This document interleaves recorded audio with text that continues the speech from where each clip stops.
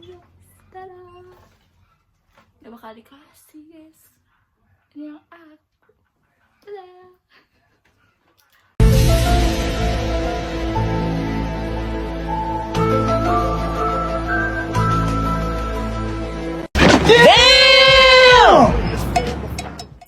Assalamualaikum warahmatullahi wabarakatuh. Perkenalkan, nama saya Aura Mentari Febrianti dengan nomor NIM 1032301182. Saya berasal dari Universitas Linggabuana PGRI Sukabumi, Fakultas Ekonomi Sosial dengan jurusan Manajemen. Baik, di video ini saya akan menjelaskan sedikit tentang perencanaan sumber daya manusia.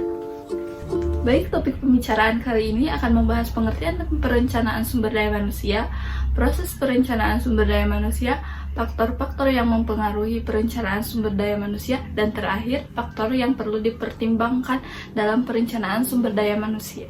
Oke, next. Selanjutnya kita akan membahas tentang pengertian dan perencanaan sumber daya manusia. Apa sih pengertian dan perencanaan sumber daya manusia? Perencanaan sumber daya manusia adalah proses yang dilakukan oleh organisasi untuk memastikan bahwa mereka memiliki jumlah dan kualitas tenaga kerja yang tepat untuk mencapai tujuan dan visi jangka panjang organisasi. Adapun proses perencanaan sumber daya manusia yaitu proses perencanaan manajemen sumber daya manusia ini bersifat dinamis dan perlu disesuaikan dengan perubahan strategis organisasi serta perkembangan eksternal yang mempengaruhi pasar tenaga kerja. Oke, next, selanjutnya kita akan membahas tentang faktor-faktor yang mempengaruhi perencanaan sumber daya manusia. Apa saja sih faktor-faktor yang mempengaruhi perencanaan sumber daya manusia? Adapun perubahan faktor demografi. Perubahan faktor demografi merujuk pada perubahan dalam komponen-komponen yang membentuk struktur populasi suatu wilayah atau negara, seperti jumlah, distribusi, komposisi usia, jenis kelamin, tingkat kelahiran, kematian, migrasi, dan struktur keluarga. Faktor-faktor ini dapat berubah seiring waktu akibat kebijakan pemerintah, perkembangan sosial ekonomi, atau peristiwa-peristiwa global seperti pandemi atau perubahan iklim. Adapun yang kedua, faktor perubahan ekonomi. Faktor perubahan ekonomi adalah kesadaran bahwa perubahan yang mendasar sedang berlangsung dalam komposisi populasi dan berakibat terhadap tenaga kerja.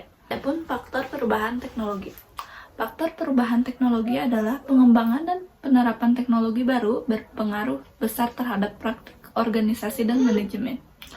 Perubahan teknologi di bidang produksi dan transportasi, komunikasi, komputer, dan obat-obatan.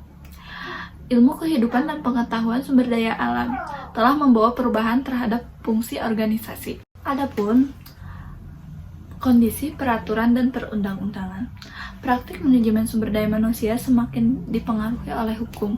Contohnya, dalam manajemen sumber daya manusia, perusahaan harus mematuhi ketentuan mengenai jam kerja, cuti, upah minimum regional atau UMR, dan hak-hak lainnya yang diatur dalam undang-undang. Oke, yang terakhir ada perubahan perilaku terhadap karir dan pekerjaan. Perubahan perilaku terhadap karir dan pekerjaan, contohnya meningkatkan partisipasi perempuan dalam dunia kerja, bentuk baru perpindahan atau pergeseran karyawan, perubahan sikap terhadap karir, dan nilai individual terhadap karir. Next, selanjutnya ada faktor yang perlu dipertimbangkan dalam perencanaan sumber daya manusia. Pertama ada kebutuhan organisasi. Kebutuhan organisasi memahami kebutuhan tenaga kerja berdasarkan tujuan jangka pendek dan jangka panjang organisasi. Ini meliputi jumlah karyawan yang dibutuhkan, keahlian yang diperlukan, serta peran dan tanggung jawab yang harus dipenuhi. Yang kedua ada keterampilan dan kompetensi. Keterampilan dan kompetensi yang dibutuhkan untuk mencapai tujuan organisasi, serta memastikan karyawan memiliki atau dapat mengembangkan keterampilan tersebut melalui pelatihan dan pengembangan. Dan yang terakhir ada ketersediaan tenaga kerja.